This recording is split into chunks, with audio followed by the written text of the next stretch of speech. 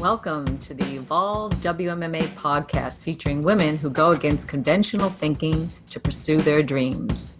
These fighters inspire, empower, and unleash excellence within a new generation of female warriors as they rise and evolve into the best possible versions of themselves through the power of mixed martial arts.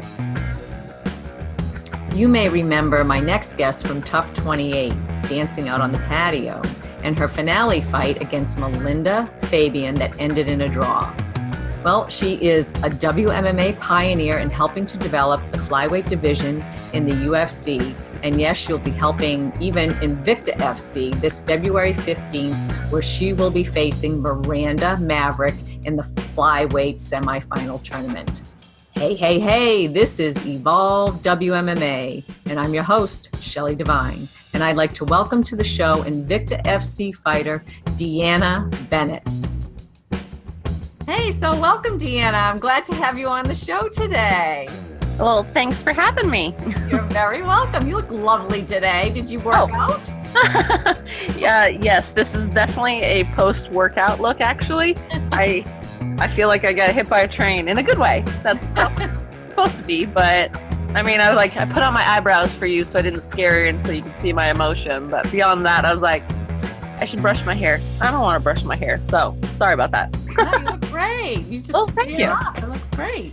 I'll take it. Yeah, wow. Cool, so perfect. I recall seeing you on Tough 26 doing your little dance. Yes. And I was like, that's me. And I didn't get that you were the one in the same, like when I actually reached out to you, because it was a couple years ago, wasn't it? It was like a year it'll ago. be 2 years as of this summer. Yeah. Which is weird to think about. I can't believe it's almost 2 years since filming. It'll be 2 years in July? So yeah. That's so weird. Yeah. Time goes by. I remember seeing that, but for me, it just didn't click that you were one and the same for some reason. There's only one author, DeAnna Bennett, so that's me. So for any of our listeners, and if you don't know DeAnna, you should look this up. Just look up her name, DeAnna Bennett, and that's going to come up. It will. It's like the first video that comes up, so if you want to see how awkward of a human I really am, there it is. It's all right there. It was awesome. You're famous because of it. Oh, thank you. I mean, that's just me. People just keep on asking. They're like, so were you just like playing up for the cameras? I'm like, ask any of my family members. They're like, no, actually, she actually toned it down for the camera. Like she was actually, that's DeAnna. That's how she's been since she was a kid. So I'm like, thanks, Sam. Wow. So you got like this little whoa, like this part of you that's just kind of a little crazy, a little monkey girl too. Weren't you walking around like a monkey? Yeah, I could do a very dead-on monkey impression. It's the little... Yeah, I got you. I can even do the louder one, but we won't do that to you. Oh, wow. That's very cool. I mean, I have my boot campers doing monkey walks and monkey crawls and all that at boot camp. So you would fit right in. I just stand in the background making the noises like, like it'd be perfect. Yeah. So you have a big fight coming up it's the 15th next week. Actually. Yeah, next Friday. Yeah. It's coming up quick. So you excited? Oh, I'm super excited. Obviously you always have those like pre-fight jitters. Doesn't matter if this is like my 15th pro fight. Like I still get jitters before everyone. I mean, I've been playing hockey since I was 11, and before I even go play drop-in, I still get jitters with that. But I'm excited. I've been training hard for this. I've been waiting for this opportunity, and the fact that it's almost here, I'm like, oh, is it real? Is it really going to happen? And then once I start cutting weight, I'm like, oh, yep, I'm here. This is happening. That's awesome. So, do you know much about Miranda? Have you seen her fight or? Yeah, I've seen her fights that she's had with Invicta. I always like to watch the Invicta shows. They always put on a great show, even when I wasn't with them for a short period of time. I still watched their shows, supported them, and caught a few of her fights. And she's a tough competitor. And we actually follow each other on Instagram. We're friends on Facebook for a long time. We have been, and so you got to support the other female fighters that are out there. And then they came to it with the fight, and they're like, and we're doing a tournament first sight, Miranda, and I was like, oh, okay, yeah, I know her. I mean, she's cool. I don't like, yeah. Do you think you match up well against her? Yeah, it's going to be a good matchup because she's, kind of that wrestler, grappler, and I mean, anyone who sees my striking knows that I'm not a striker. So, I mean, I do it, but my favorite is grappling. I wrestled in high school back in California, and that's my base. And so to go against somebody else who's a really strong grappler, that's a really exciting matchup for me. I mean, any matchup for me is exciting. You can ask Barb on the show. She used to always laugh at me because I get entertained by the little things. I'd be jumping rope and staring at the lights at the ceiling, and she's like, "DeAnna, stop staring at the lights." And I'm like, "But it's pretty." And they're like, "You're that easily entertained?" I'm like, "Well, yeah." That's Sorry. I've been told I'm easily entertained too. I laugh a lot, but that's a good thing. I think so. But I think I as I've matured, I'm a little more like, I mean, some people I'm like, you know what, you're not that funny. Or I'll just, find something else to do. But there you go. Or you just give them the pity laugh that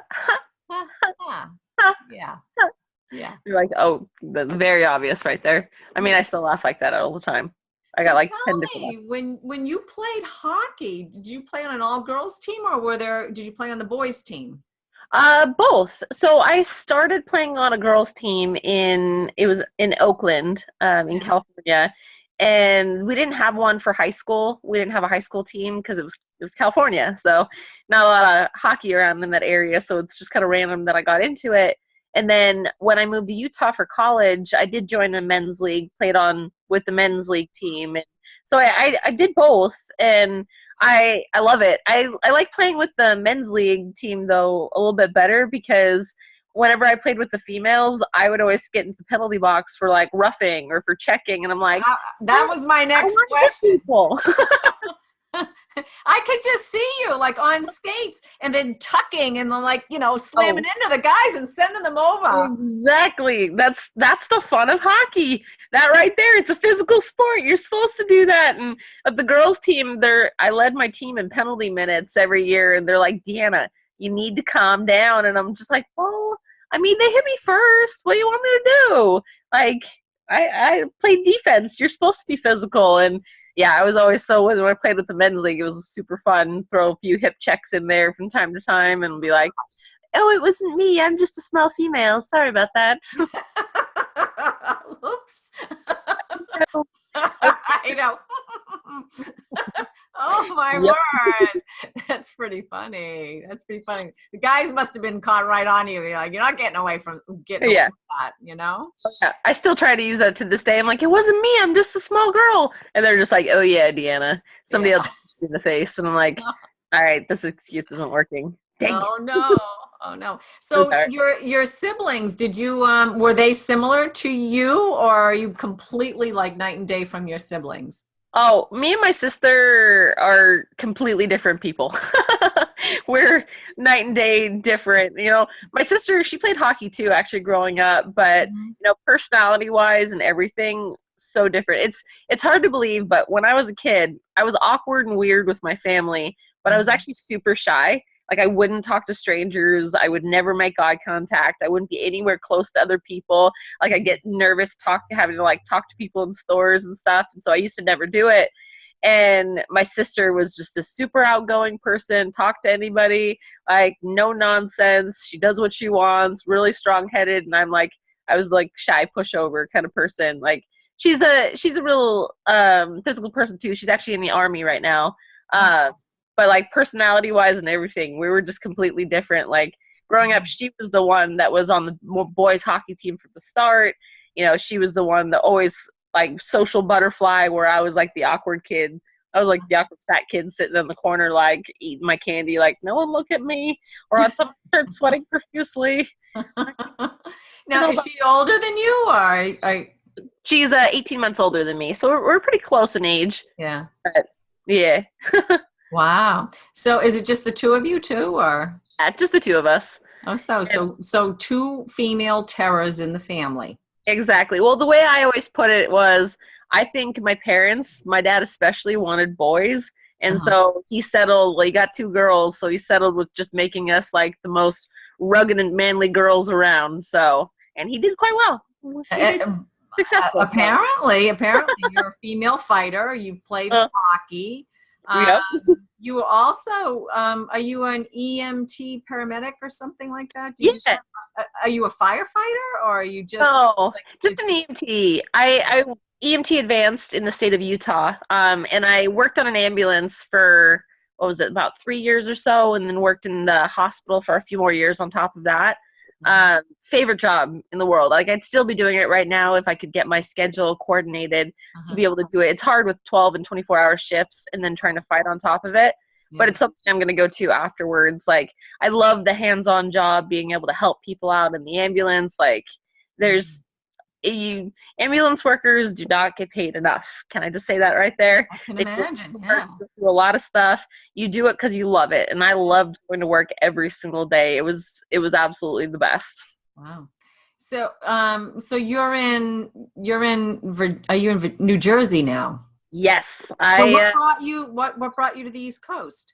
Well, actually, after the Ultimate Fighter, it was after the Ultimate Fighter that I came out here because, I noticed on the show it was a big realization that I was missing a lot of stuff from my fight game, and I loved my coach in Utah, I loved my team, but I was in a comfort zone where I wasn't being pushed like I needed to.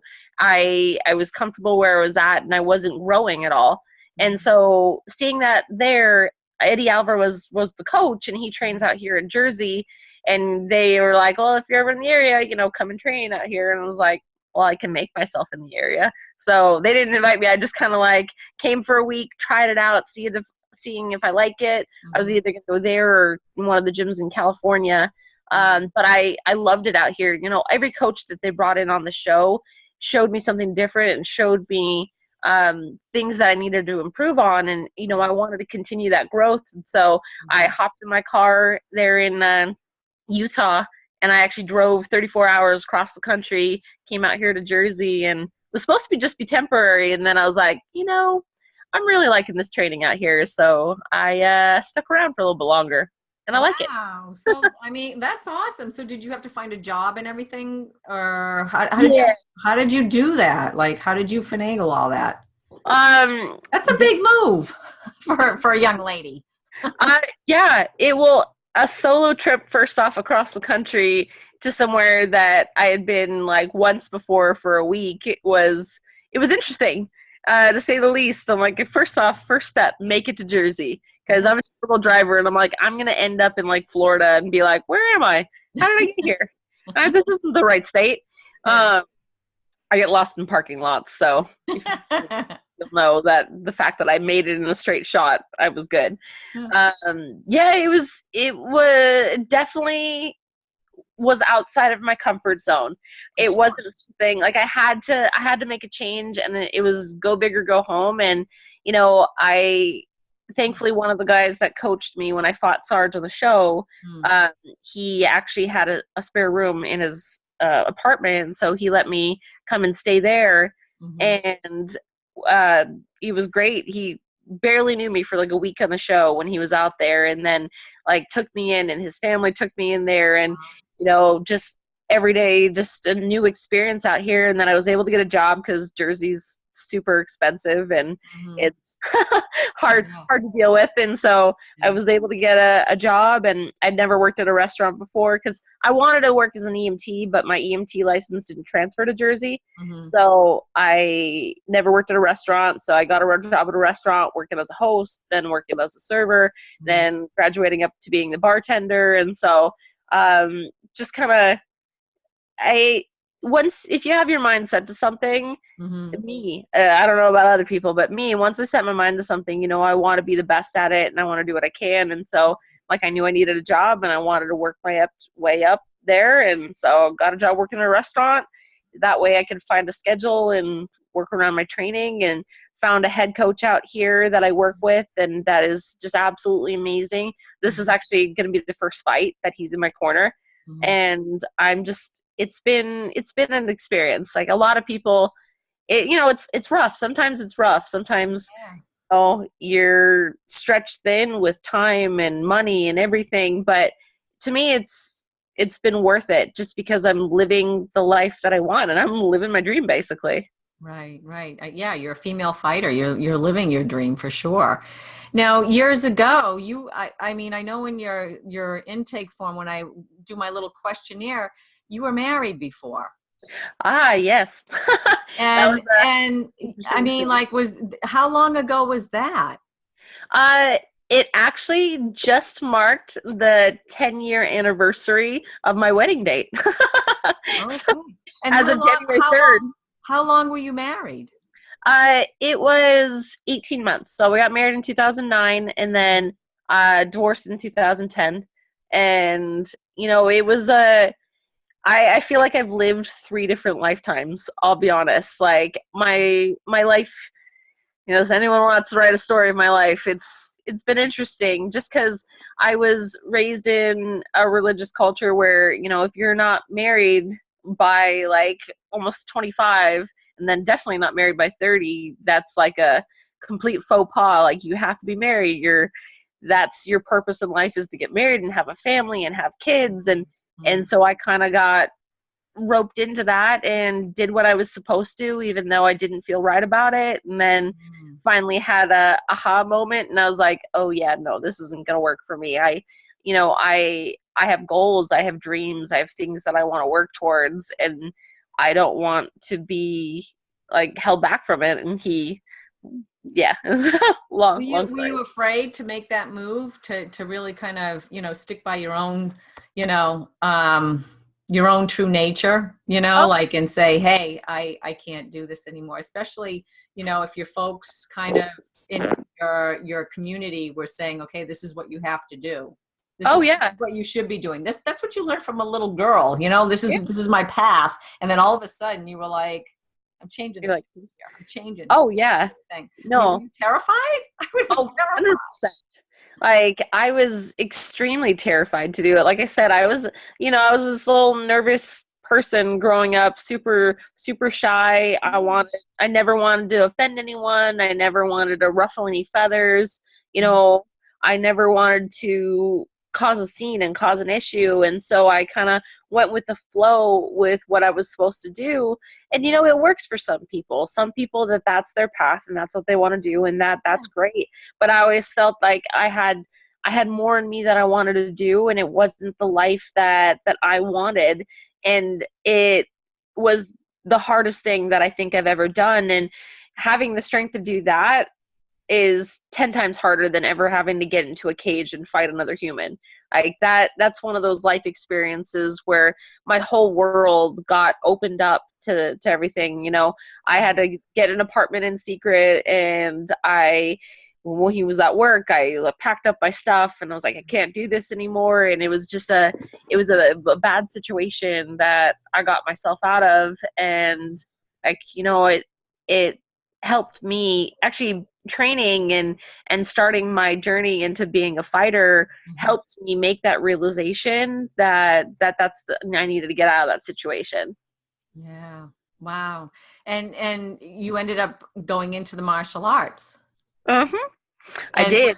Was it shortly after that, or were you involved in the martial arts while you were married, or no? Yeah. So when I went to college, I took a Muay Thai kickboxing class because I needed a PE credit, and I loved it. It was a great way of working out. And so I joined a gym, and I was doing that to, just stay in shape and stuff. And then I ended up doing a few Muay Thai fights. And, during that time when I was doing my Muay Thai is when I ended up starting dating the guy that I had married. And and so I was still doing the Muay Thai, and it was right at the end, I just started doing jiu-jitsu because it was something that I was like, oh, this reminds me of wrestling in high school. I love this. So I started doing the wrestling and getting into it a lot more. And it was something that I had found that passion for. I'm like, I loved it. I loved going to the gym every day. It was great for exercise and, stress relief. And it was just, it clicked in my mind that this is something that I wanted to be a part of. And this is something I wanted to train and I wanted to take further. And he had realized that. he actually came down to it. He's like, you're spending too much time at the gym. You should be home. You should be making me dinner. You should be, cleaning the house. You should be doing this. You're supposed to be here taking care of me. And instead, you're spending time at the gym. And it got to a point, he's like, listen, it's either me or you have to quit the gym. Mm-hmm. And I was like, just because I had found a path that I wanted to take down, and he didn't like the fact that it was making me a stronger individual. He didn't like the fact that I was finding my voice and finding my confidence, and he wanted to squash that. And I was like, the very fact that anyone wants you to make that decision right there means that it's not a situation you should be in. And so I was like, all right, well, he wrote me this big 8-page letter telling me things that I needed to change to be a better wife to serve him. And I was like, all right, peace out.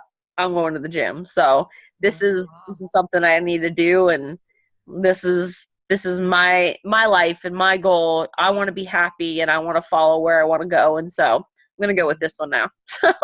Wow, that's fascinating. It's a story that sounds very similar to many women that are in the fight game. Like it's in a a little bit of a way, and I'm like, to have the courage to kind of step out of it and say, hey, I'm gonna take care of me, and I'm gonna do this on my own, and I'm gonna get out there and follow my dream, follow my path, even though you don't like it, and then go through all of the turmoil that goes along with that, because I'm sure there was that you're not even talking about. I know I've been through divorce and stuff, and there's just a lot of stuff that you end up, not anticipating when you're following your dream. Yeah, exactly. That you have to go through to get to where you want to get to. And how long before, your training did you start to fight professionally? So I took 2 amateur fights, MMA fights. It was actually shortly after that. So I had started doing jiu-jitsu and was training jiu-jitsu as of the summer of 2010. And then I believe summer 2010. Yeah. And I had a Muay Thai fight in December of 2010. And then the January 2011, I had my very first amateur fight. Wow. So just started training jiu-jitsu, but it was something, I was familiar with it because I had wrestled before, and I was just putting it all together. And then I had my last amateur fight in the August of that year. I think it was August. And then my first pro fight was the following January, February, beginning of the year. One of the two of those. I think it was January.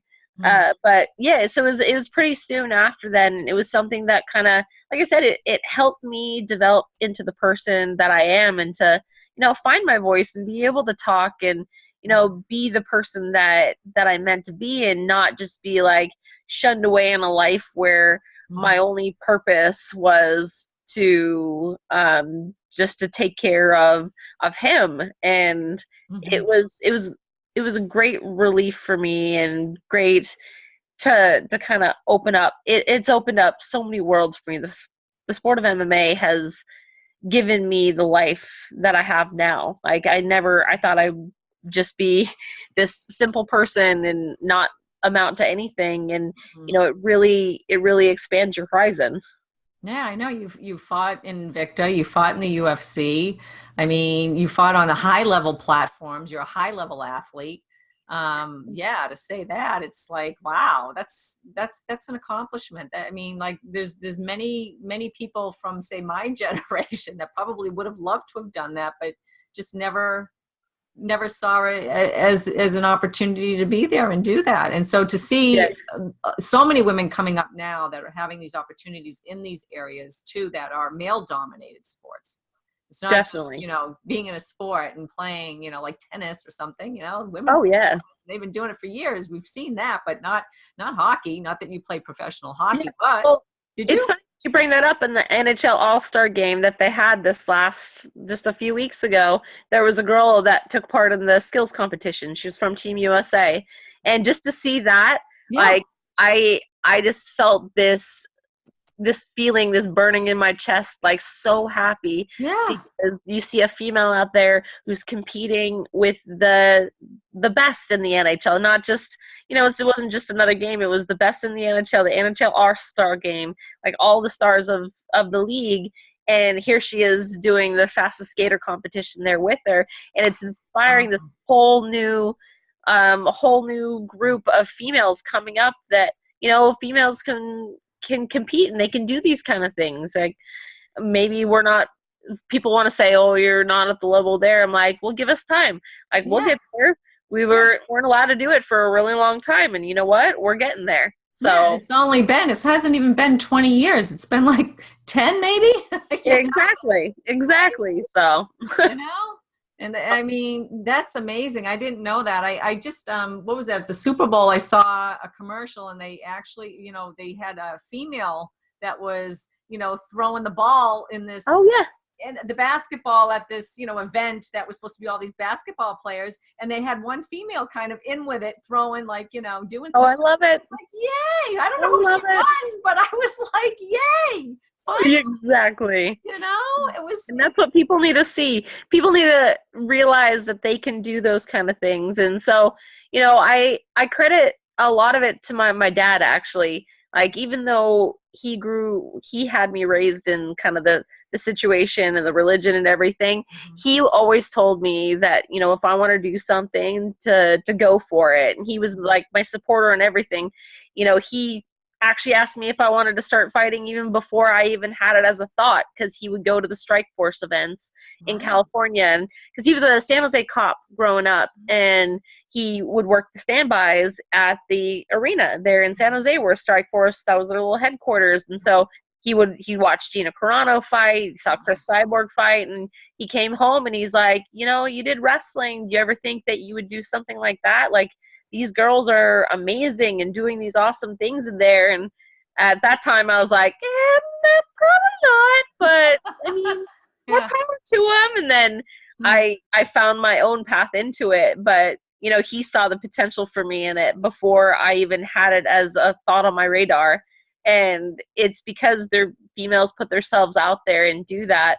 And it inspires the younger generation. And there's actually a couple of girls I know that do jiu-jitsu in Utah, and I love getting updates on them and everything and seeing them. They were actually at my last Invicta fight that I had, because it was in Utah, and I was able to see them there, and just seeing their reaction and then their passion for the sport at such a young age. It's just so great, because, you know, they have something to aspire to, and they're so young that they can grow up and, you know, they have the world at their fingertips right there. And I love it. I love it. I love seeing it too, because I really remember when it really wasn't there, and the opportunities weren't there, and feeling even in myself that there was, you know, nothing. Well, I didn't see anything. I didn't see any women that were doing anything, like, and I just never thought that we could actually do that, because that's how the world was. And I can remember thinking inside, like, just, this really sucks, and being angry, like a slow, like a real dull anger that you really couldn't find, you know, put. Oh yeah. I didn't know what it was, but I knew it was there, you know, and it didn't really come out until later on when I get into martial arts. And I keep saying this like over and over again, like, and I'm so happy now, like when I go to the gym and there's more women sometimes in the class now than there were when I started training, you know, and it's just, it's so great to see other females that, and they're actually thinking about, yeah, I think I'm going to actually fight. I think I'm that's what I'm training to do. And I'm like, wow, I didn't even have that thought. Like when I first started training. Oh yeah. Amazing to me. Like now that it's like, wow, these girls are like out there, and they know that they're going to do this, and they're leading lives. They went to college too. They've done all this other stuff, and they're doing this now, and that's really what they want to focus in on.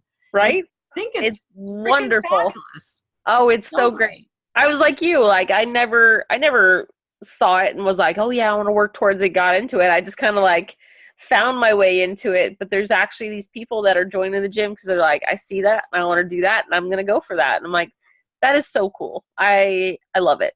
Love it. It's so great that your dad actually kind of, you know, had the wherewithal to observe in you that I have this athletic daughter. I need to rear her. This is something that's easy, effortless for her. She's an athlete. and it's an archetype or whatever that you have, and he was willing to rear you into that profession that way, which now you see a lot of it. You definitely see a lot of dads doing that, but back in the day I don't think they even knew to do that.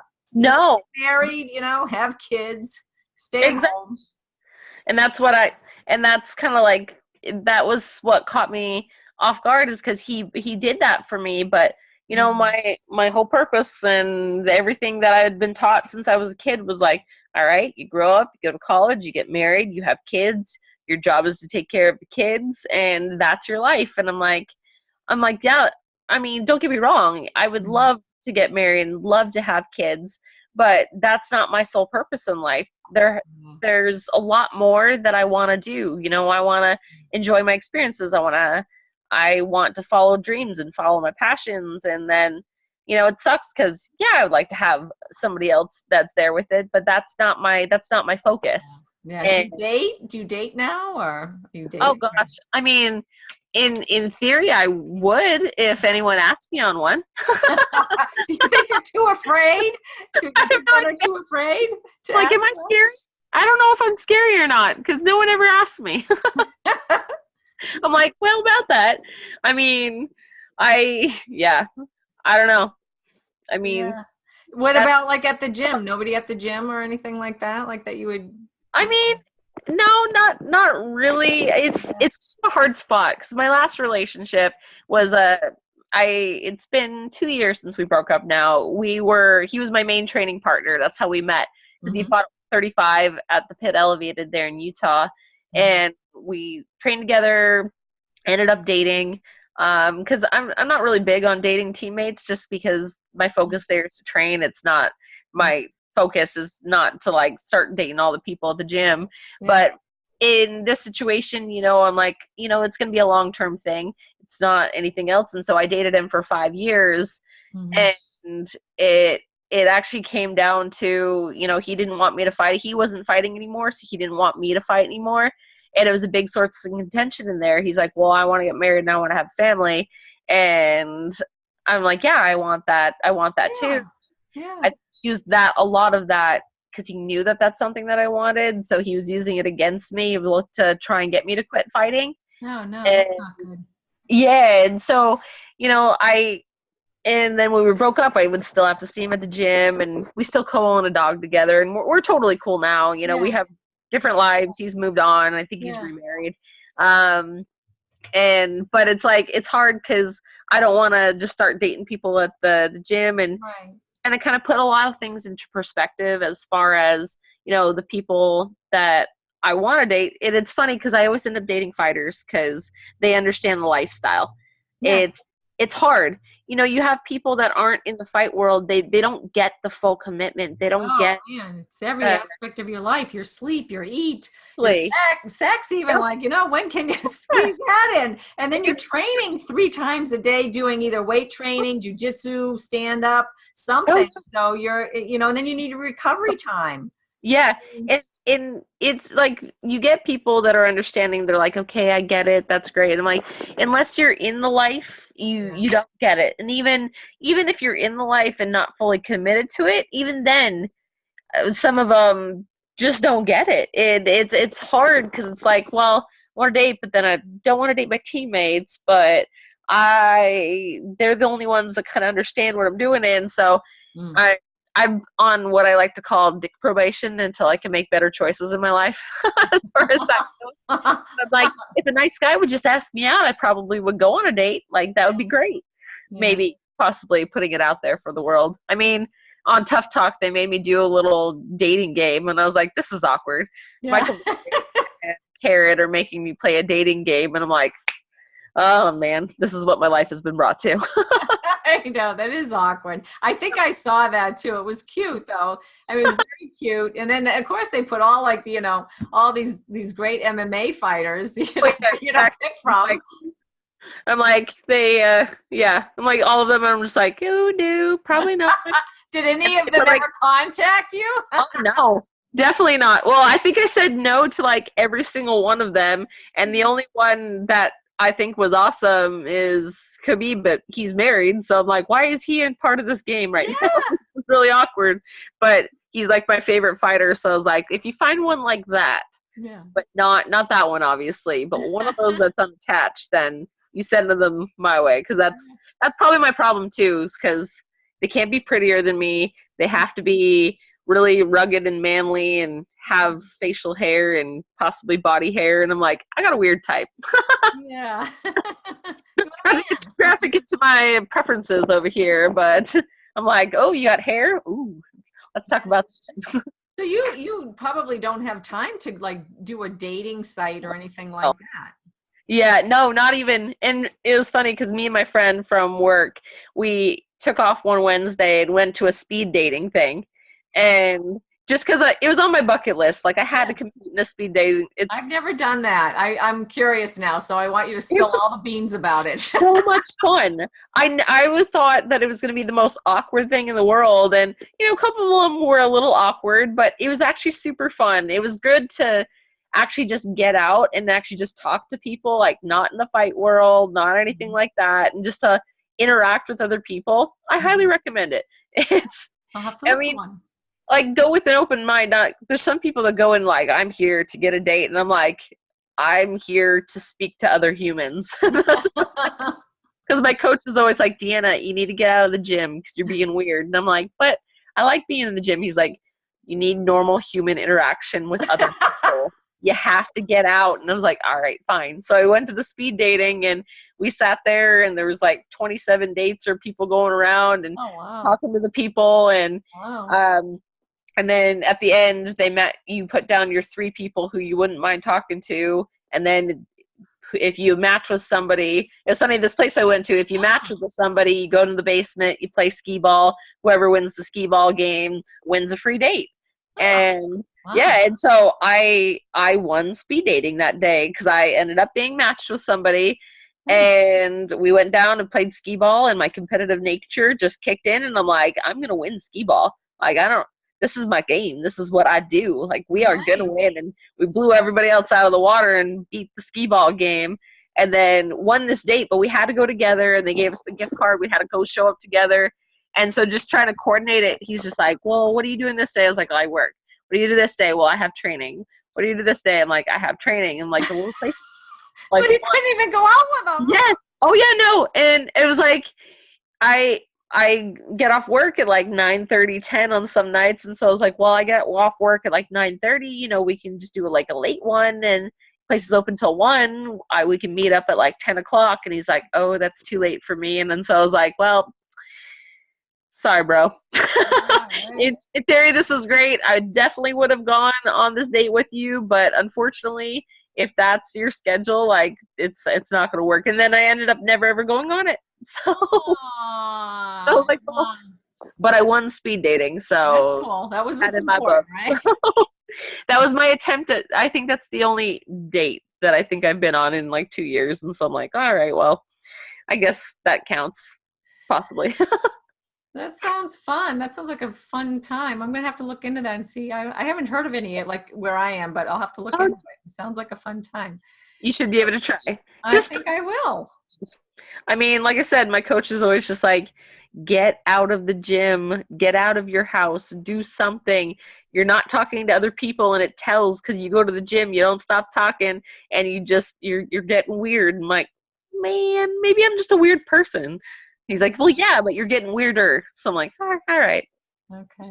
So, I mean, are you lonely at all? How do you manage loneliness? I mean, other than going to the gym? That's the story of my life right there.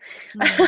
Foregoing. That's the hard thing about being a fighter. A lot of times you forego personal relationships to focus on what you want and to focus on your dreams. And it's not saying that this is something that I necessarily believe in, but I have this friend at work, and it just reminded me of this. And she's a little out there. So she brought her set of tarot cards to day. And so she does it, and I'm like, sure, do a little tarot reading for me. Why not? And so she does it, and she flips over the first cards, and she goes, DeAnna, are you lonely? the cards, all of them are telling me that you're lonely. I was like, oh, that's sad. Like, really? And she's just like, yeah, this one's saying that you're just lacking personal relationships, and this one's saying that you are asking for a deeper connection with people. And I'm just like, all right, I don't necessarily believe in the tarot card reading that you're putting me through. Like, I'm not sure tarot cards actually tell you anything, but I'm like, about this. But, you know, it's hard, but my focus right now isn't on that, contrary to what my mother would like me to, because in her mind, the fact that I'm not married and have kids at my age, she's just like, what are you doing with your life? And I'm like, you don't understand. So, but I mean, I have deeper goals than that, and if that's supposed to happen, it'll happen when it's supposed to. So what are you gonna do? Yeah. So I mean, it's a part of a sacrifice that you're making to, you know, you're following what's you're feeling in your heart right now. I'm sure, you know, you're like, I love this. I want to do this. I want to pursue this. I'm good at it. I enjoy it. Yes.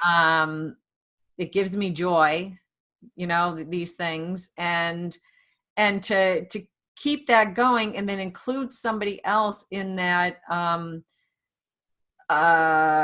that journey of achievement and goal setting. Like, you know, you're trying to achieve, you know, being a champion, for instance, you know, like that. I mean, that's what you're setting your goal on. And right now that's still on your sights. You know, you have years ahead of you that I mean, like, or whatever. I mean, like right now you're in contention for a potential title shot. You're in a tournament for that. So it's such a sacrifice on so many levels is what you do. That's what I'm trying to communicate to our listeners, and them really to get that. I mean, you're trying to make something happen. Even, I mean, you're full-time training as a fighter. Are you full-time as a fighter training? Oh yeah, I train 6 days a week, you know, 2 to 3 times a day on top of everything. Like, I barely have downtime. Like, usually I work Tuesdays, but I would be working today usually, but I ended up having to take the day off because I had to get some medicals done for my fight. And so, but usually, like, I don't have a lot of downtime. I don't have. And then you're funding that, right? You're funding all that too, right?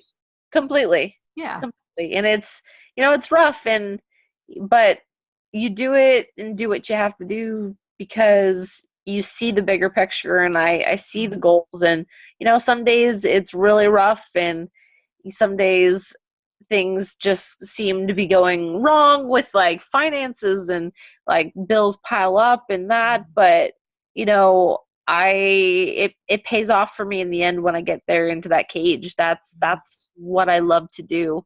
And there's a short window for it. You know, obviously I'm not going to be able to fight forever. Right. I'm not. No one's able to fight forever. Yeah. And I want to do it while I still can, while I still have that feeling in my gut that tells me to get into the gym, to get into the cage, and to keep competing. Yeah. Yeah. I mean, I applaud you, because I know how hard it must be. And there are times I'm sure that you get very lonely. Do you live alone too, or do you have roommates? I've got a few roommates. I actually live in, like, a little fighter house for Nick Catone's gym here. So there's a couple people that come in and out, and one of my friends, she comes in and out. Her family's up in like an hour away, and so most of the time she's up there, but she'll come stay down here a few times. And I see her mostly at the gym than I do anything else. But I see no one at home, just because if I'm here, I'm usually sleeping or just, like, changing to go somewhere or something like that. But you know, I see people in passing, but for the most time, you know, it's when you have goals and dreams, it can be lonely. It is. That's the best word there for it. And I mean, I have some great friends that I've made out here in Jersey, and then I have, like, my friends that have been my friends for years there in Utah, and you know, I miss them. And I have a dog that I said I'd co-own with my ex-boyfriend that I had, and he's actually in Utah, and that kills me more than anything else, because he doesn't understand why I'm out here in Jersey. I actually got a I got one of those cameras, the Furbo, so that I can talk to him and I can throw treats at him. And my mom has him when I'm not there, and then my ex will pick him up for when he can, usually like every weekend or something. He'll go with that guy, and then he'll go back to my mom's. And it's funny, 2 days ago, my mom sent me a picture, and because he's like, well, Atlas got dropped off. Atlas is my dog. Atlas got dropped off. He went and ate a bunch of food, went to potty, and then this is exactly where he go, and this is where he's sitting. And so she sent me a picture of him sitting right in front of the dog camera, just staring at it. Wasn't making any noise because I wasn't talking through it or anything, but he knows that I talked to him through there, and so he's sitting right in front of there, and I'm like, that is like the sweetest and saddest picture I've ever seen, because he's sitting, he knows that I talked to him through there, and he's just waiting for me. And I was like, oh, that just breaks my heart, because like that when I was in Utah, it was good because I spent all my free time with him. You know, dogs are really great for fighters, especially, just to have a companion, and then to not have him here and not have him in Jersey has like broken my heart. In fact, I'm probably going to talk to him on my old camera as soon as we get done here. So, wow. But I get to go see him after my fight, and I go back to Utah every couple of months to see my mother because she lives out there, and then to visit my dog and spend time with him. But like he knows when I'm leaving, and he gets super sad, and then they know. Wow.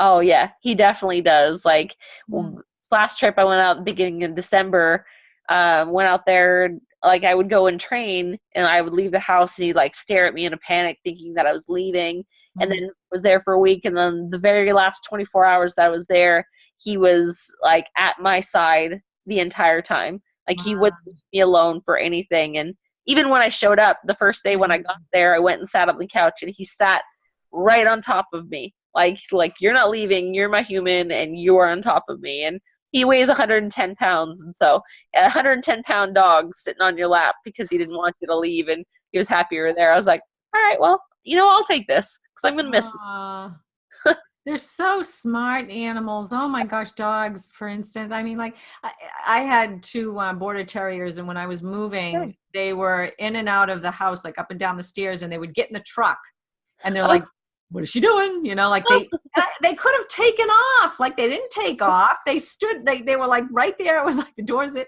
I'm like, they could have taken off, gone down the street. Any other day they probably would have done that, but not that day, not the moving day. They were like in and out of the truck, right like, here. And I was like, what's going on?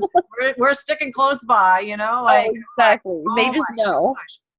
They know. They're so smart. I'm amazed at how many actually female fighters all have dogs. Yes. Majority of interviews that I've done, I think most of them have a dog.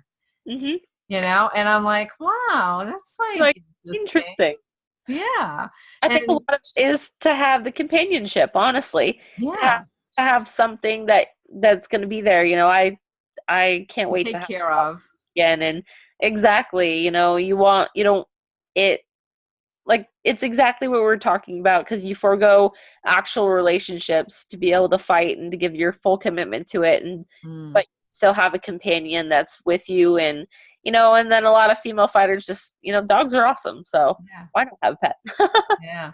Oh, when I interviewed Jinyu Fry on her when she re-won the championship belt again, when she was fighting Mina, and she just lost her dog, and I was like, oh my goodness, oh my God, like a week or 2 before the fight, so she was just like she had to deal with all that, putting her dog Nano down.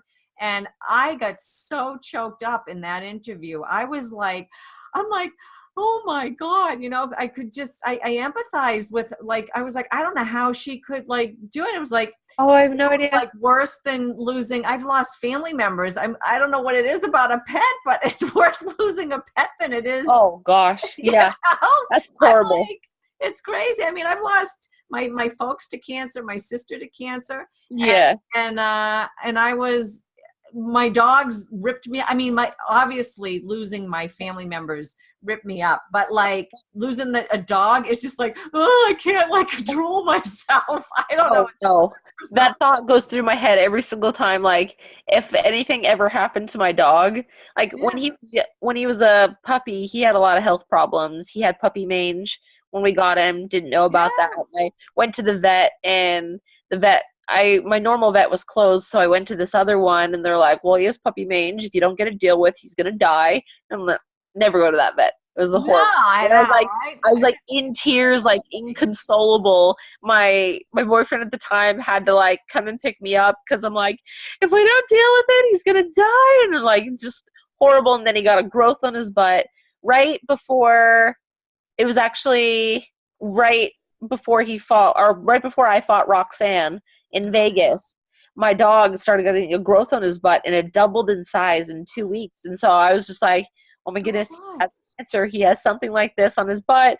I took him in to get it looked at. I'm like, it was just like completely messed me up. I'm like, what happened to him? This is terrible. And then we got it removed right after the fight. Turns out it wasn't anything cancerous, thankfully, but he has this big scar on his butt because of it. And then naturally he opened up the stitches and had to do it again. So just to aggravate you. Like, it's like, oh my God, throw my world upside down. Please don't do this to me now. Oh yeah, completely. I'm like, I'm already a mess. I don't even know. And at that point I hadn't gotten the biopsy back yet. And he's just so smart. He knew how to take his cone off and then got the stitches out. And I'm like, are you kidding me, dog? Like, why are you so smart? Like, I love it, but you're too smart for your own good. Completely. Yeah.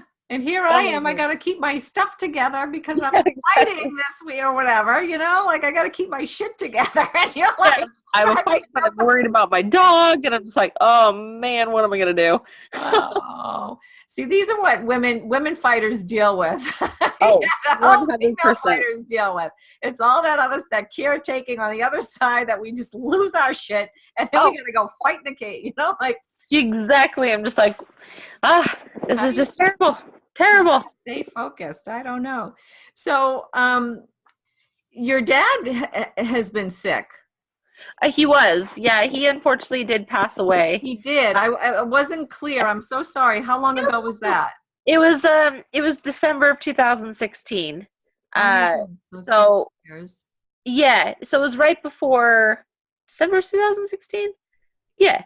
Sorry, I had to think about it. I'm like, because it was the December right before the Ultimate Fighter, before I went on. Oh, it was before that. Oh, yeah, wow. Beforehand. And he got a glioblastoma multiforme. And I remember clear as day, I had just gotten done with work. I was working at a security company in Utah, and I was driving up to the gym. I went to Jeremy Horn's Elite Fitness in Salt Lake a few days a week. And I got done, and I was driving up there, and my sister was actually in basic training at the time for the Army. And my phone starts ringing. It says it's my sister, and I was like, I need to pull off on the side of the freeway. Like, I was on interstate right there, and I was like, something's wrong because my sister's calling, and they're like, your dad went in for just a simple test. They found some stuff. They don't know what's going on. And then me and her hopped on a plane, headed out there, and turns out he had like several brain tumors, like 12 tumors in his brain, and there was nothing that they could do. They advised not even doing any treatment, and it was just terrible because my dad, like I told you, he was very intuitive. He knew a bunch of stuff. Like, he was my best friend. I had talked to him every single day. He went to every single one of my fights, no matter what. You know, there was even a couple of fights where he had to work. And so he flew in, went straight from the airport to the venue, was able to watch the fight, and then he took a red eye out right afterwards. Like, I didn't even see him. I knew he was there. I saw him briefly in the crowd, but then I wasn't able to talk to him. We weren't able to go out to eat, but he always made it to my fights just so, because he wanted to be there. He was like my number one fan and number one supporter. And he was everything. He was my person. He was the one. I talked to him every single day. You know, I had a bad day at the gym, I called him. I had a good day at the gym, I would call him. Wow, you got close. Yeah. Close. Wow. Yeah, like, he was living in Michigan. He was in California, and then he retired, moved to Michigan, and I would still talk to him every single day, and he just it just tore my world apart, because the day that he went in for that, he had some complications, obviously, when they found the tumors, and he lost the ability to speak overnight. And so he was there, but he wasn't able to talk, so I couldn't call him. And like, obviously I went out there, and when he was in the hospital room 2 days after they had diagnosed him, me and my sister were there, and he was trying to talk still, but he couldn't form the words, because the biggest tumor sat straight on his corpus callosum, which is right in the middle of the brain. So his right and left hemispheres, they couldn't communicate with each other. So he could think it, but he wouldn't be able to process to be able to talk. And I didn't have any fights coming up or anything. And, you know, I've said this on a few other places, like he would point to me and he'd make like punching in the air, and he'd be just fight. That's the only thing he said. So he'd go like this and he'd just say fight, fight. Because he couldn't say full sentences. And it was him. That was my dad's last word to me, was telling me to fight. And it's been huge in my life, because, you know, he knew that I needed to keep going, and I had just suffered my second loss after losing to Roxanne. I didn't have any fights coming up after that. And, you know, it was a rough point in my fight career, but he knew that I had to keep fighting. I needed to keep training. And that was him telling me that I needed to keep doing that, because he knew how much it meant to me. He knew that this was my life goals and my life's ambition. And, you know, it's something that really, really stuck with me. And, you know, my next fight after that, I took it too soon after losing him. I was supposed to, he passed away in December 23rd. And I was supposed to fight 2 weeks later on the Invicta card. I obviously pulled out of one. Yeah. And I took it 2 months later, but 2 months later, after losing the most important person that I had in my life, my number one person, you know, it still wasn't enough time, and it still really messed me up. And, you know, I put on a good show. I had a good fight. It was a close fight with Jody. It was a split decision there. I thought I won, but, you know, I wasn't in the right mental frame, and I'm a really emotional fighter. You know, I have to be in the right mind frame to be able to go out there and to be able to compete, and it just weighed heavily on me. But then getting the opportunity for the Ultimate Fighter, it's something that I carry with me. You know, I have his badge that I carry with me at all times. It's actually in my gym bag in the car. I already packed my gym bag for later, and I packed his badge in there. Just it's something I carry with me, so he's always with me. And, you know, I look like a crazy person talking to myself all the time, but half the time I'm talking to him and having conversations with him. You know, after rough sparrings, I'll sit in the cage afterwards and just have a nice little conversation with him, or anything like that, just because, you know, I used to talk to him. I said on the show that I needed to get to the point where I could delete his phone number off of my phone. And I still haven't. If you look at my... Don't do it. Don't do it. I mean, I wish I still had my sister. I deleted them years ago, my sister's voice and stuff. And then one of her friends still had her voicemail. I was like, oh my God, I wish I had that. I wish I had the wherewithal, because I would love to hear it on those tough days. Because she just had, like, she would say funny things when she would leave a voicemail. And I was like, why did I delete those? Yep. No, I still have it, and I won't get rid of it. I had a realization. I was like, you know, I'm not going to. I need to have that in my phone, and I still have the phone number memorized, so it's not like I need to.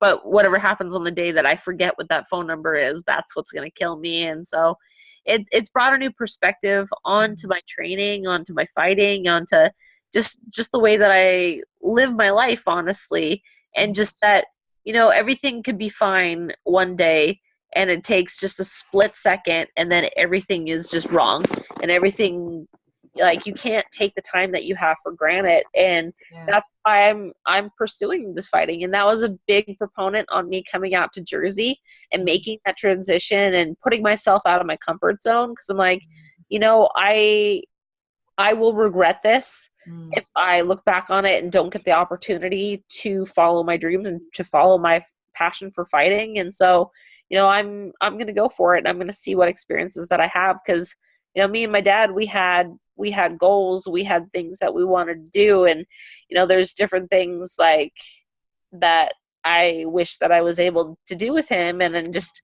was never able to, and he passed away. And, you know, you're gonna make me cry now. I know. I'm like, no. These are the stories with people, the real raw stuff that goes on, and you step foot in the cage, and it's like, and then you turn around and you say, oh my God, it's easier to step foot in the cage than it is to go through like maybe a divorce and pick up my bag and move, you know? And people don't realize that's the honest to God truth, you know? Oh, completely. I get people all the time that'll tell me like, I don't know how you do it. I don't know how you get into the cage. And I'm like, life is so much harder than that. That is a sport that you go in there. Yeah, you put your heart and soul to it. And it might not be for everybody, but I've been through things in my life that's so much harder than getting into that cage. I will willingly jump into that cage any day, whereas there's certain things that have happened in my life that I don't wish that on anyone. So, yeah, you getting know, in the cage is very symbolic too of, you know, like whatever, you know, you're facing an opponent, obviously, but like you're actually, you know, you're all by yourself and you're facing the world. Oh, yeah. Like, the world is going to beat you, but you're not going to let it. Yep. You have this, like, it's almost this naked feeling, like you're naked in front of the classroom feeling, where it's just you and the other person in there. And, you know, what happens. And so you have to be, it's part of that, like I was saying, with the mental clarity, that you have to be in the right mind frame when you go in there, because it's unnerving.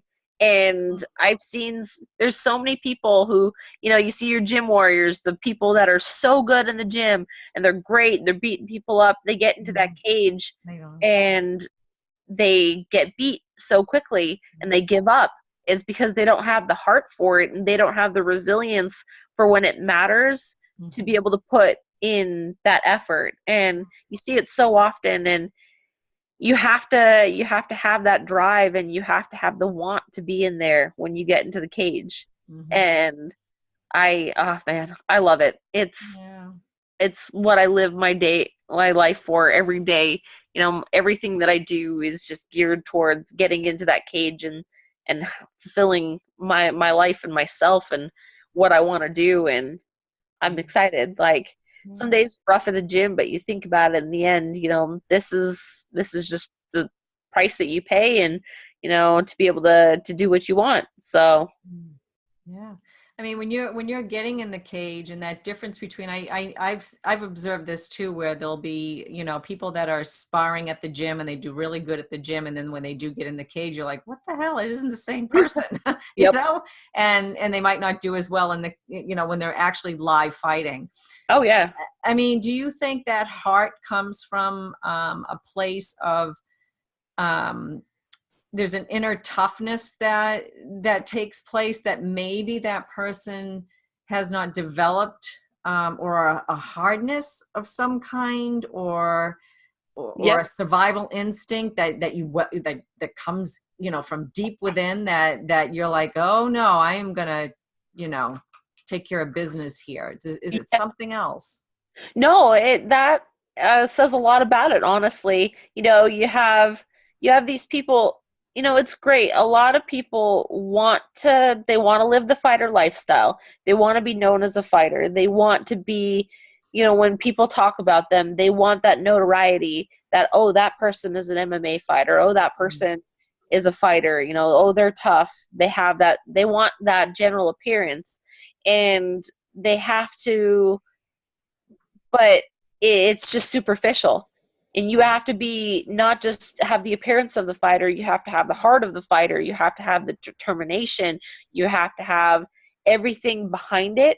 Because once you strip back the appearance and you get back into that cage, if in your heart you're not a fighter, if in your heart, you know, you're not excited for the thrill of getting into that cage, that's where that gets exposed. You know, you have to be a fighter through and through, you know, and maybe maybe they do need experience. Maybe they do that, or, you know, maybe they just don't have what it takes and just want the notoriety for it. But it really separates you once you do get locked in that cage. You know, obviously you can go out there and something might happen. Maybe they catch you with a good first punch and the fight's over in a second. Like Jose Aldo and McGregor, you know, not that doesn't take anything away from Aldo as a fighter. Maybe what if that was his first fight? He went out there and got knocked out like that. You know, you wouldn't know what kind of fighter they were. But if he has the heart of a fighter there. You know, you have I've known fighters before that they trained, you know, they were good, they should be fine, and they go out there, you know, they get hit with one or two punches and they basically just give up. Like I've seen fighters just kind of slump down and be like, all right, well, I'm just gonna give up and the ref will call it out, and, you know, it is what it is. I'm like, nah, true fighters are the ones that go in there and they'll give every last ounce that they have in there to come out with the outcome that they want. You know, whether they get the win or not, you know, sometimes that isn't dependent on them. Like, it is what it is. Maybe the other person has a better day. Maybe they have the better day. Right. It's an interesting dynamic once you're in there. Oh, I can imagine. I mean, I've never fought in the cage. I've only fought in the ring once. And it was a long time ago. Once, and that's awesome. Yeah, it was fun. It wasn't something that I ever expected or anticipated doing. I just loved training in martial arts. I never saw myself as a fighter. But it was helping another girl become a fighter. So, hey, you competed. You went out there. You're definitely a fighter. So, yeah. Yeah. What's wrong with that? Yeah. I enjoyed it. I definitely enjoyed it, but I actually just enjoy the training now. Okay. There's nothing wrong with that. After I'm done with fighting, you know, I'm probably still going to be in the gym training as well, you know, doing what I can.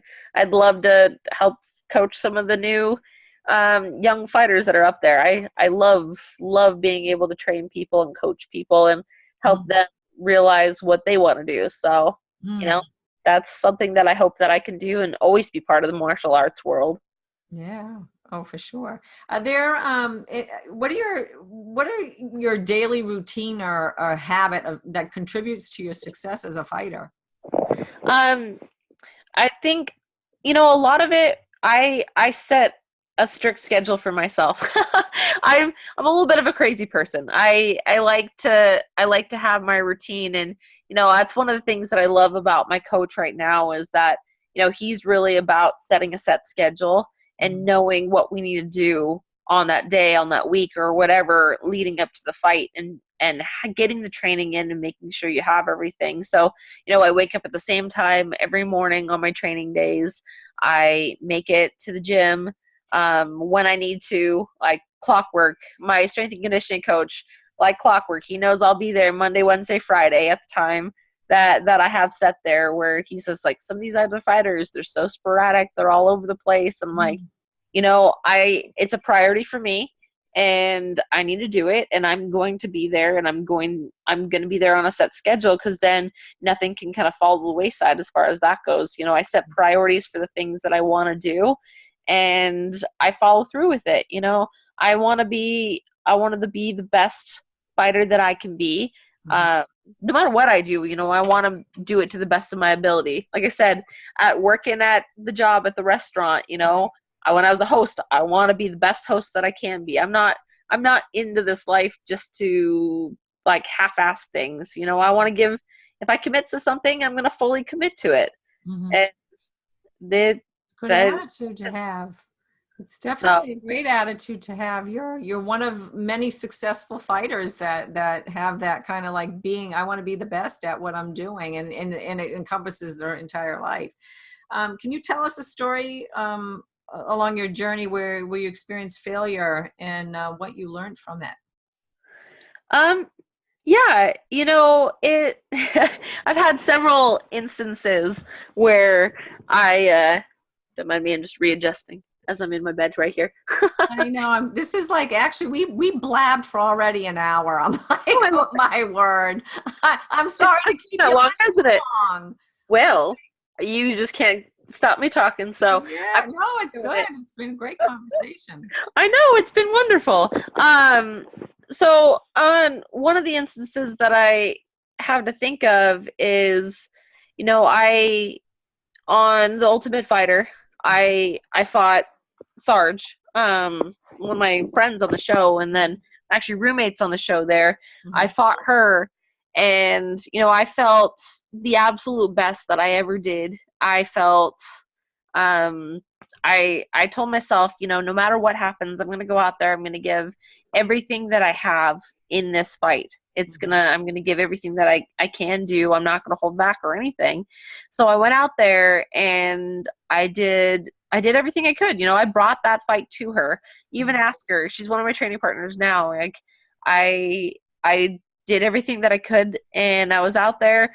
I made a mistake. I stepped back and dropped my hand, and she was able to capitalize on that, and I got knocked out. And it sucks. Like, thankfully it was her, and I love her to death. She's one of my best friends that I have, and, you know, I can thank the Ultimate Fighter there for that. And so if it had to happen to anyone, I'm glad that she's the one who knocked me out. But it was just this horrible feeling. You know, I went on that show to win. I wanted that. I wanted to win the Ultimate Fighter, and it was this horrible feeling. So I'm like, all right, well, I got knocked out on FS1. That's wonderful. Everyone's going to see this, and it's terrible. But, you know, it was one of those things where, you know, for 3 years training, I didn't have one person tell me that I was dropping my hands. And it was one of the first things that Mark Henry and the team working with Eddie Alvarez were like, you're dropping your hands. I'm like, I am? I had no idea. That's interesting. And it's what spurred. You need a good coach to tell you that. That's for sure. Yeah, you don't know. exactly. For years I was dropping mine, and I was like, oh my God. And then once you realize it, it's like, oh. You're like, light bulb. That whole fight could have been so much different. If my hand was up, I blocked that kick. Who knows what could have happened? Yeah. And it hurt, but then it was just also like, all right, well, what are you going to take from this? And so there was that. And then, you know, I took it for my fight in December. I fought Melinda Fabian, and it wasn't a loss, but it was a draw. But to me, it felt like a loss because I had made all these life changes. I had moved out to Jersey, and I had changed everything around, which I didn't have my fully set schedule. You know, no excuses for anything that happened. You know, I trained hard for that fight, and I just realized that I had to make that. My schedule was a little off, and I needed to make adjustments, and I really needed to solidify my training that I was doing and really think about what I was doing. So I think those two instances were what I learned the most of. And, you know, I have my new coach that I work with now, who's just amazing. And, you know, I really worked with my stand-up as well as my grappling. You know, that fight, I was like, okay, I'm going to win via grappling. And, you know, she was able to put a good defense up, and, you know, ended up being a draw. You know, it is what it is. But I feel like if I would have just been able to trust my hands a little bit more, trust my boxing and my stand-up, then it could have been a different situation. And that fight kind of made me realize that and really put that as a focus, as well as my grappling, to be a full-rounded fighter. I come out my next fight, and, you know, I was able to get the win against Karina in the next fight because I had placed a focus on being well-rounded instead of just, this is my strength and this is what I'm going to do. You know, you have to be open to wherever the fight takes you. If you're not able to take them down, you have to rely on your hands. And that fight taught me that. You know, both those fights taught me so much. Yeah. Well, it was definitely early in your, I'd say early in your, well, if you're in the UFC, it's a little early in your UFC career. You know, like to start there, it is taking your skills to another level by fighting fighters that actually get into the UFC, obviously. Yeah. So, I mean, now you're back to Invicta. You're in a tournament with the flyweight. You helped develop the flyweight for the UFC. Yep. They didn't, now they kept Melinda, but Yes. then they didn't keep you. Nope. They Did didn't they keep give me. you, they never say why. They never say why. I mean, I always say because I came out looking like the Jigglypuff, like Stay Puft Marshmallow Man. I wasn't in the best physical shape that I possibly could have been, and I was a little pudgy. And the only reason I say that is because some kind soul, and I want you to notice the sarcasm when I say Yeah. kind soul, Okay. tagged me in a post on Facebook, which was 40 plus people Yeah. talking about how fat I was in that fight. I was like, 40 plus people are talking about how fat I was.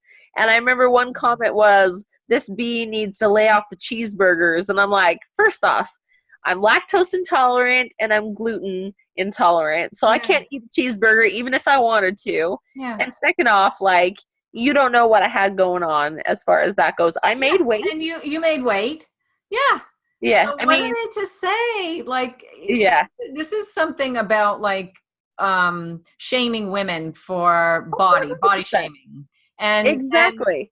and I'm like, to this day, and this is one of the things that people need to stop doing, especially if men are coming and women coming on and saying this about women, because women come in all different shapes and sizes. 100%. So do men. And you do not hear that happening to the men. So why is it still happening to the women? Exactly. And that's why I turned around and I'm like, this is my big country. I started naming my stomach Big Country after that fight. I'm like, this is Big Country. Why? Because everyone loves Big Country over there. Yeah. He does his knockouts. He's great. He's not the like prime physical specimen of a man, I guess, to some people. But you know what? People don't comment on that most of the time. People comment on his fighting skills. They comment on, his wrestling. They don't comment on that. And then I'm like, but you're going to tag me in a post where you're calling me fat just because I wasn't at my best. Like I hadn't had consistent strength and conditioning when I first got out to Jersey, which, after that fight, that's something that I realized that I needed more intently. And that's when I joined the strength and conditioning program that I have now, which has actually put me in the best shape of my life. I mean, it does by help. somebody's standards, I'll still be fat, but I mean, you can't please everybody. Like, it's fine, whatever. But I mean, how is this still something that you can comment on? Like, it's physical appearance means a lot to the casual fighters, and I truly believe, it was a lackluster performance, and then you couple that with the fact that I didn't look my physical best in that fight, and I think these are reasons why they didn't end up keeping me.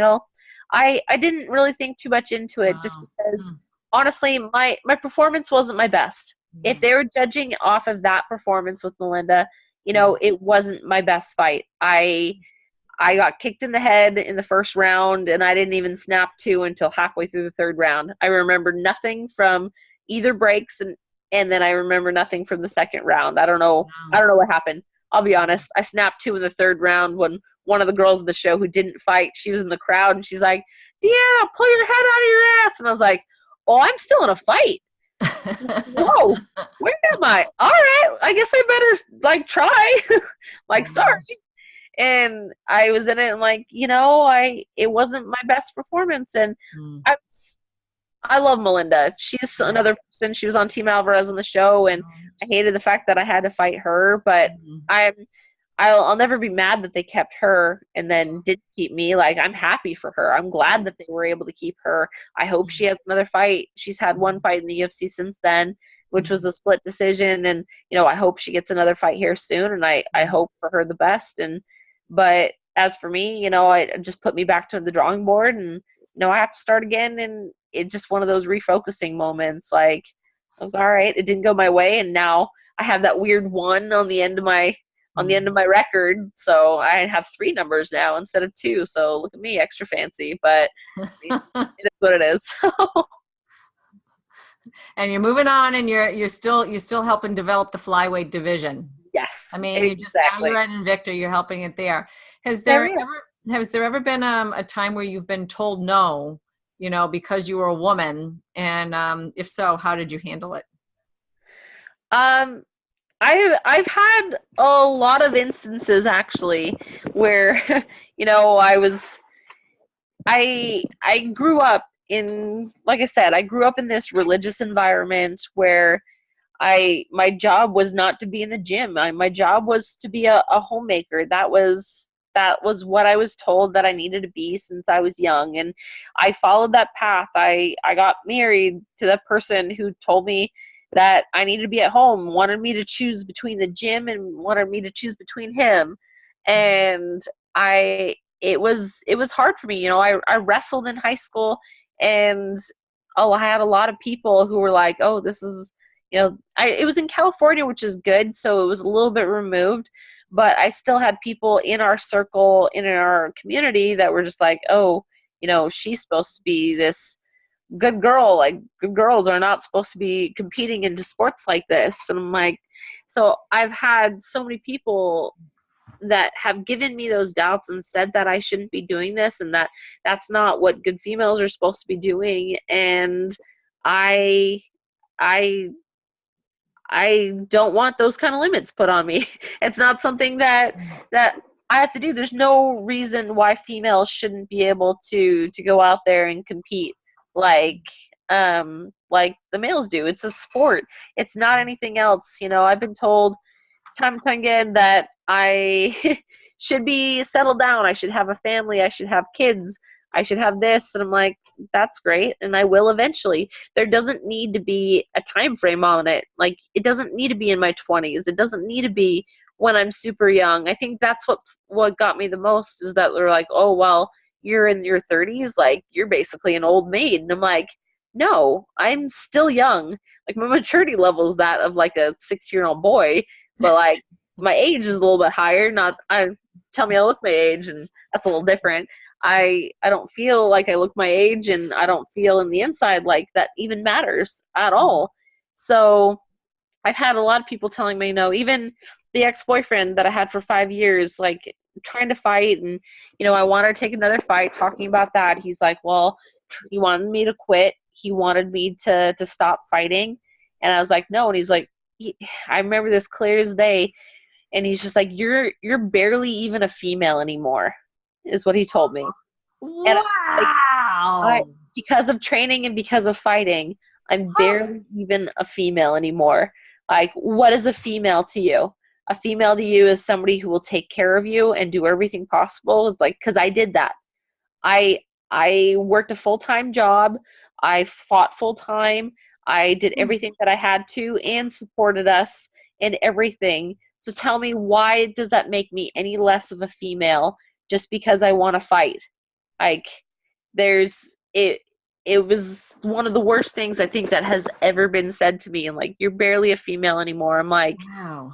Well, I'll show you what a female is supposed to be. Like, I'm just, that's shocking. Yeah. Somebody would say that. Just right? Anybody would say that. You're barely even a female anymore. And I guess my next question would be, and this isn't for something for you to answer today, but like, what is it, this is general to society.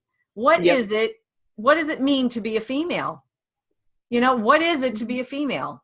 What's the criteria to be a female? And I'm like, my God, that is like just such a, I'm like, I'm going to have that in my next podcast. That'll be like my question or whatever. What does it mean to you to be a female, actually? Exactly. I like that one. Just because I'm like, it's funny because people that will see me outside of the gym, like not right now, but there's people that I've known forever, and I'll get ready and I'll dress up. I'll put on a dress and everything, and people don't even recognize me. And they're like, oh, who are you? And I'm like, I'm DeAnna when I'm not in the gym. This is me. I'm still the same person. There's nothing different between DeAnna that has no makeup on, that's wrestling on the mats, and then the DeAnna that's wearing my 5-inch stilettos and dress because I want to be fancy that day. Like, which one is female? They're both female. Yeah. Everyone, like, just because I want to compete in something doesn't make me any less. Like, too many people in this world want to put labels on people and how they're supposed to be, and that was my biggest problem with the religious community that I was brought up with, is that they wanted to label you. They want you to be this specific thing. And if you deviated from that, then you weren't doing the right things. And I'm like, no, just because that I'm not doing things specifically to your guidelines doesn't make me any less of who I am.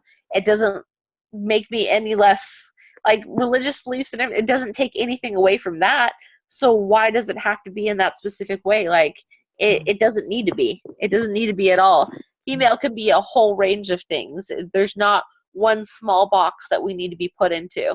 You know, we can do what we want, and we can live the lives that we want without being confined to be subservient to somebody else. Yeah, I'm astounded. That's a great answer, you know, to what it is to be a female and how we should be viewed, you know, as a whole, I guess, and as an individual. It's like, yeah, I still have feminine qualities. Just because I can throw a punch doesn't mean I'm not feminine. Exactly. You know? Exactly. Like, I can do both. Yeah. There's nothing wrong with that. Yeah. You know, give me 5 minutes, I can have my hair curled with red lipstick on, and you wouldn't even know that I was a fighter. And does that make me any less of who I was 2 seconds ago? No, it doesn't. So why should it matter to these people? And especially to hear that statement that he said from my boyfriend that I'd been together with 5 years. And we had met fighting. He was a fighter himself. That's what's shocking about it, even. Yeah. I think a lot of it was he wasn't fighting anymore because of a situation outside of his control. And so he brought it down on me to try and bring me down, to make me less of a fighter, to make me want to not be in there anymore. I mean, my very first title fight I had, was fighting Livia Souza, and he had already was not fighting. And 1 week before that fight, we got into a fight because he's like, I don't even want to have anything to do with the fighting world. I don't even want to go to your fight. Like, no part of me wants to be there. And this is a guy who was in my corner for my fight. Wow. He's like, I want nothing to do with this. This is stupid. I wish you would just quit. You need to be done with this. And here's to somebody who's going to be in my corner in a week. I'm fighting in the biggest fight of my life. I like co-main, and Chris Cyborg's the main event. I'm the co-main for a title. And he's telling me that he doesn't want to be part of it, and that it's stupid that I want to still be part of it. And I'm just like, I think a lot of it was resentment that he was taken out of that world without realizing his potential and realizing his goals, and he wanted to take it out on me because I was able to. Yeah. So. Yeah. He was making a decision life change for himself. Oh yeah, completely. Yeah. And that's too bad. But you know, yeah. But I mean, and these are the things that female fighters have to deal with. Like, and that's why it's hard. That's why, you know, it's better to be alone. It's better to be lonely than to have to put up with people that wanna like hide your light. You know, there's no reason why, if you want to go for something, that you should have to not, just because the person doesn't support you. Like, completely. Yeah, to hold you back, or to, like you said, to hide your light, you know, to dim your light. It's like, it just isn't. To make them feel better. To make them feel better, they want to dim your light. And I'm like, there's no reason why both lights can't shine. There's no reason for that. Yeah. So. Yeah, exactly. Yep. Wow, this was great. I mean, what a great interview. Thank you. Yeah, no problem. It was awesome. Say that again? Said ramble on forever if you let me. I can keep talking. Like I said, I've lived like 3 different lifetimes. I got millions of other stories, and my favorite was, I didn't even say this beforehand, so I have to say this before I let you go. Okay. My ex, I knew it was the boyfriend or the husband. I knew it wasn't going to work out because 3 months in, this is a running joke I told everybody on The Ultimate Fighter, so if you ever see me post things about dinosaurs, you'll know why.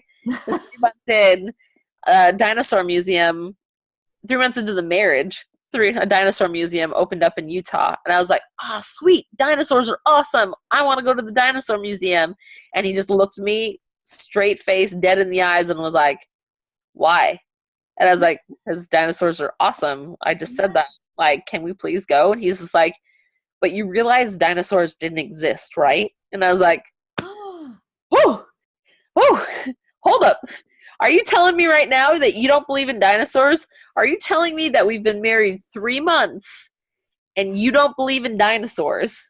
And he's just like, dinosaurs were planted by the devil to test us. They're not like, and it was right there that I had this what have I done moment. And it was the beginning of the end where I was like, all right, this is not the way I'm going to live my life. So whew, about that. Wow. And yeah, probably that was the beginning of the end, 3 months in. Yeah, wow. That's a shocker. Yeah. Oh yeah. I was like, I did that. Oh. You're like, wow, how did I miss that one? Well, you only date for like 9 months, unfortunately, and then get married after just a couple months of being engaged, and that's the way they do it in the religion. Like we dated for 9 months, which is actually a long time. Yeah.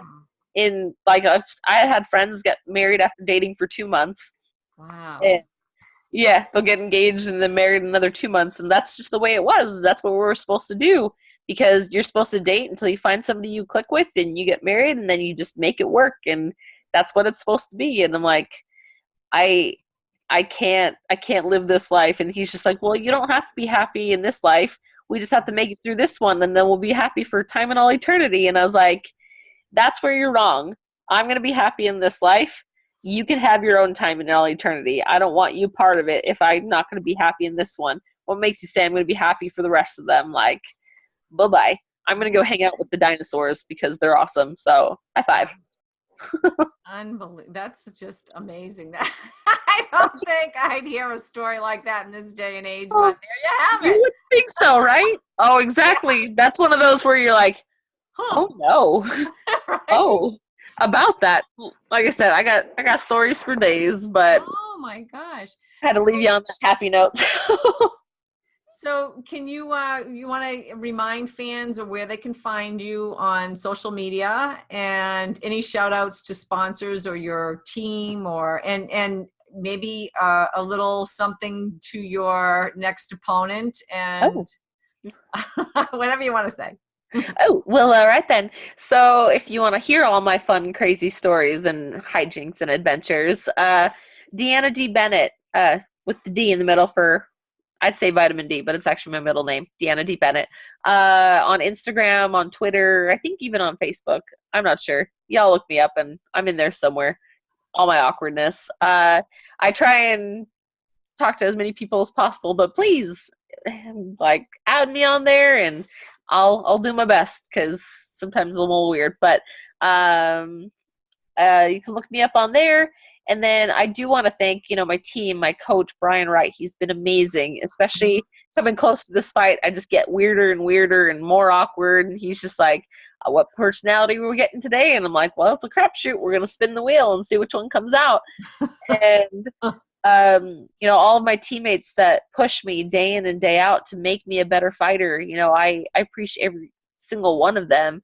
I have a great recovery at Thrive Spine and Sports Rehab. They've been great with keeping me up to date and keeping my body in check, making sure that I can compete to the best of my ability. And, Bulldog Strength and Conditioning has made a life changer for me, not just so people don't call me fat on Facebook, but it's really helped out my athletic performance. And, yeah, I was just like, well, I mean, my poor little big country is a little gone, but don't worry, after the fight, he'll probably rear his ugly head again and be right back because I like Mexican food, probably a little too much. Burrito, one for each hand. It's the way I roll after my fights. So you see me, it's going to be filthy and delicious and disgusting and probably do it in privacy of my own hotel room so no one can actually see it or be in the splash zone. But yeah, I know, right? You're just like, yep. And then New Year's Nutrition, they've helped me with my being the more athletic that I can be, supplements and everything that I have. They've been absolutely amazing as far as that goes. And my fight kit by DeFila is going to be fantastic. They do it for every fight, and I can imagine fighting in anything but that. But if you want to see it, you have to check me out on November 18th. I'm like, no, that's my birthday. February. Wrong date. That already happened. We're past that one. It's February 15th. Invicta 34. It's going to be me versus Miranda Maverick, who's a tough and awesome individual herself. It's gonna be a good little war. You know, we got a good matchup, and you know, we're gonna put everything out there. I know she's gonna come at me with everything she has, and you know, that's what I'm excited for as well. And so, Miranda, you're awesome. Long distance high five. I'll see you on the other side of the cage. I think it's going to be a great fight. I can't wait to see you guys fight. I just had her on the show, and I think you guys are going to make for an awesome bout. And I can't wait to see you fight, DeAnna. Can you give me a little jingle and say, "My name is DeAnna, and you're listening to Evolve WMMA"? My name is DeAnna, and you're listening to Evolve MMA. Thank you. You're welcome. So anyways, have a great night. I'm looking forward to seeing you on the 15th. And good luck. It was a pleasure talking to you and getting to know you, DeAnna. It was a real pleasure. Thank you so much. No, it was great talking to you as well. Thank you so much. Have a great night. You too. Bye. So you can see, you know, from DeAnna's stories that, you know, being a fighter is not always that easy. I mean, there's big steps in between, you know, like, you know, moving across the country, you know, to a different fight camp and you know, changing your life in that way.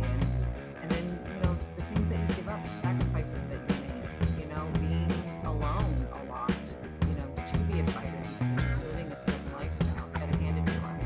You know, I'm totally looking forward to seeing her fight. A very courageous woman. You know, living a very interesting lifestyle to some of us. You know, being a fighter. That's, you know, if you're not a fighter, being a fighter is really, you know, it's a very demanding career path, and it is like what DeAnna was saying, and many of the other fighters have said. It's very finite, so they want to get the most in that they can, and they give up a lot to do it. So if you liked what you heard today and are eager to hear more, remember to subscribe and download on iTunes. And, you know, leave us an awesome review, or, you know, just like us, because it helps people find the show. And, you know, you can listen while doing other things. So you can find us on Podomatic, Shout Engine, and Spotify at Evolve Women's MMA. Or if you prefer to watch, you can find us on YouTube at Women's MMA. Or you can just simply follow us at facebook.com/I love WMMA. This is Shelley Devine. Until next time, thanks for listening.